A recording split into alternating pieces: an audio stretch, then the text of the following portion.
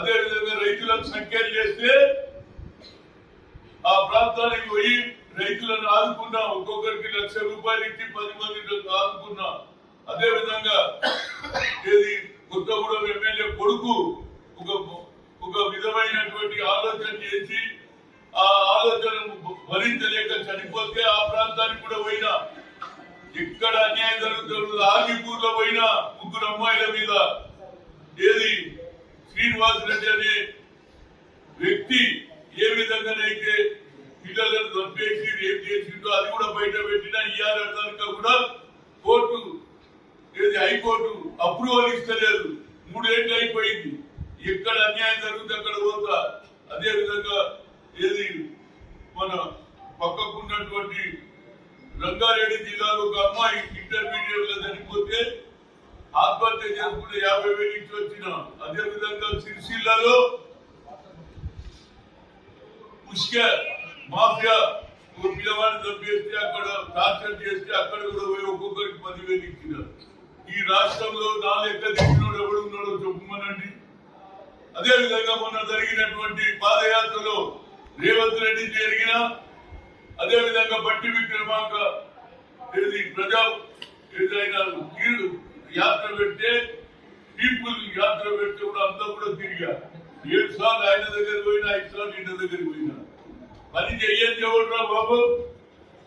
నాకు ఒక సెంటిమెంట్ ఉన్న నేను 2 సార్లు ఒకసారి ట్రైబల్ ఏరియాలో ఒకసారి ఏది ఫ్లడ్ ఎఫెక్టెడ్ ఏరియా ఆ ప్రాంతంలో నిలబడాలని 6 ఏళ్ల నుంచి కంటిన్యూస్ గా పోతున్నా. నాకంటే ఇంతకుముందు కూడా ఆనాడు నేను పీసీతున్నప్పుడు రంగయ్య నాయుడు అదే విధంగా తర్వాత అవుట్ సైడర్ అయినటువంటి నాదెల్ల భాస్కర్ రావు అదే విధంగా రేణుకా చౌదరి టికెట్ ఇయ్యాలి కదా, పోటీ చేస్తారు.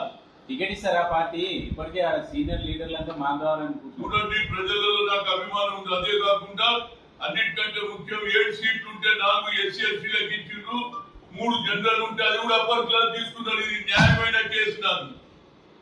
బీసీల గురించి చెప్తారు, బీసీ బిల్లు పెడతారు. రాహుల్ గాంధీ ఏది we come to the power, we conduct a cash wise censor, ఇచ్చినా ఇచ్చేదానికి బాగిదానంటే నాకంటే తిరిగేటోడు ఎవడు ఉన్నాడు బాబు. ఇక్కడనే కాదు యావత్ భారతదేశంలో నాలుక పనిచేసేవాడిని చూపించమనండి. ఆ కుటుంబానికి లాయే నాకు ఒక సెంటిమెంట్ ఉన్నది. రాజీవ్ గాంధీ గారు ఏ విధంగా అయితే ట్రైబల్ ఏరియా తిరిగాడో ఖమ్మంలో ఆ ప్రాంతం నుంచి నిలవడానికి 7-8 నుంచి అక్కడే కృషి చేస్తున్నా. నాకంటే తిరిగేటోడు ఎవడున్నాడు చెప్పండి.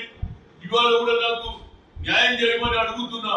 నాకు ఒక్కటే నమ్మికున్నది, రేవంత్ రెడ్డికి అవుట్ రైట్ సపోర్ట్ చేసిన, మొదలు వ్యతిరేకమైన సోనియా గాంధీ సపోర్ట్ చేసిన ఆయన మీద హైకమాండ్ మీద నమ్మికున్నది. ఎట్టి పరిస్థితుల్లో హైయెస్ట్ మెజార్టీతో గెలుస్తుందని చెప్తుంది. ఇంతకంటే ఏం చెప్పాలి? ప్రజలు కోరుతున్నారు, రా హనుమంతన్న రా, మేము గెలిపిస్తాం. బడుగు బలైన వర్గాలందరికి సీట్ ఇయ్యారా కోరుకున్నా. తప్పనిసరిగా నేను పోటీ చేస్తా. లాస్ట్ టైం కూడా నాకు అన్యాయం జరిగింది. ఓడిపోయిన వాళ్ళందరికీ కూడా పార్లమెంట్ టికెట్ ఇచ్చారు. నేను నోరు మూసుకున్నా, ఎందుకంటే పార్టీ ఇంట్రెస్ట్. ఇప్పుడు కూడా నేను ఊరుకుందాం అనుకునే కానీ ఊరుకుంటే న్యాయం జరిగేటట్లేదు. నాకే అన్యాయం జరిగితే రేపు కింది వారికి ఏమైతుందని నేను అడుగుతున్నా. నేను ఇంతకంటే ఎక్కువ ఏం చెప్పాలి. తప్పనిసరిగా ఇస్తే మాత్రం 100కి 100 రూపాయలు మెజార్టీతో గెలుస్తా అని నా ఆలోచన. అక్కడ అందరూ కూడా అడుగుతున్నారు. కేవలం బీసీఎస్సీలే కాదు, ఈవెన్ అగ్రకులాలు కూడా రమ్మంటున్నారు. రాజమంతా నన్ను బాగా పనిచేస్తారు. ఏ ఇష్యూ అయినా పోతా. నేను ఎక్కడికి పోలేదండి. నిన్న కాకుండా జరిగిన అసెంబ్లీ ఎన్నికల్లో నేను భువనగిరి రాలేదు.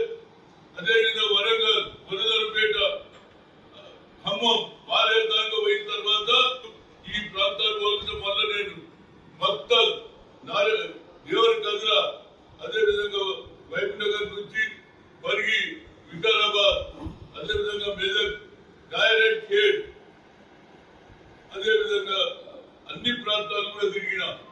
ఎక్కడ చెప్తే అక్కడ తిరుగుతున్నా. నేను పార్టీలో తిరిగిన నేను రేవంత్ రెడ్డి తర్వాత తిరిగింది నేను ఒక్కరిని. అందరు మళ్ళీ నియోజకవర్గాలకే లిమిట్ అయినా లేదా? సికింద్రాబాద్ పోటీ చేయొచ్చు కదా. సికింద్రాబాద్ చేయొచ్చు కదా. సికింద్రాబాద్ పోటీ చేయొచ్చు అంటున్నాడు. సికింద్రాబాద్ పోటీ 7 పని చేసిన ఆడ చేస్తున్న కొత్త జగ చెప్తున్నాను. నాకు నీ ఆలోచన ఉండొచ్చు కానీ నేను ఏడకి వెళ్ళగలుగుతా, చెప్పగలుగుతా. తన పేరుకు నిలబడి మళ్ళీ ఓడిపోయిన పేరు నాకెందుకు కూడా బాబు. అంటే ఏంటంటే నేను ఇక్కడ ఎప్పుడో ఆనాడే నాకు అవకాశం ఉండేవాళ్ళని నేను నిజామాబాద్ అడుగు తీయలేదు. ప్రతి దగ్గర కూడా నాకు ఎంతో మంది నాయకులు తయారు చేసిన బాబు. చాలా కొత్త తరం వారికి తెలియదు. రాజశేఖర్ ఎవరు చెప్పు, ఎం సత్యనారాయణ ఎవరు చెప్పు, ఎన్ జనార్దన్ రెడ్డి ఎవరు చెప్పు. ఎంతమంది నాయకులు తయారు చేసిన, నేను అందరికీ సాయం చేసిన. ఇవాళ ఎవరైతే నాయకులు పెరిగిందో అది నేను పెట్టిన చెట్టే. ఇక నాకు టైం మల్లానంతరావు చనిపోతే ఆ తర్వాత అందరికీ సాయం చేసిన వాళ్ళ కుటుంబానికి. అదే విధంగా ప్రతి ఒక్కరు కూడా ఇవాళ చిన్నారెడ్డి పదవిలో వచ్చి నాకు సంతోషం. చిన్నారెడ్డిని కూడా రాజకీయంలో తెచ్చింది నేనే. ఆయన గోదావరిలో జూనియర్ అగ్రికల్చర్ ఉంటే పిలిచి జనరల్ సెక్రటరీ చేసిన. నేను కేవలం వీకర్ సెక్షన్ కాదు, అక్కడ కులాల సుధాకర్ రెడ్డి ఎక్కడికి వెళ్ళి వచ్చిండు. ఎంతమందికి సాయం చేసిన నేను. ఇవాళ అందరు గుర్తింపు లేదు.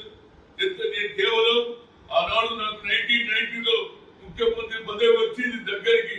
రాజీవ్ గాంధీ పంపిస్తే అప్పుడు నా ఏజ్ 41. ఇంత చిన్న వయసు కానీ చిదంబరం చెప్పి ఇంకా ఫ్యూచర్ ఉందన్నారు. ఇప్పుడేమో పెరిగే లోపలేమో కిందికి చూస్తున్నారు, కింద ఉన్నప్పుడే పీల్చి చూస్తారు. ఇదే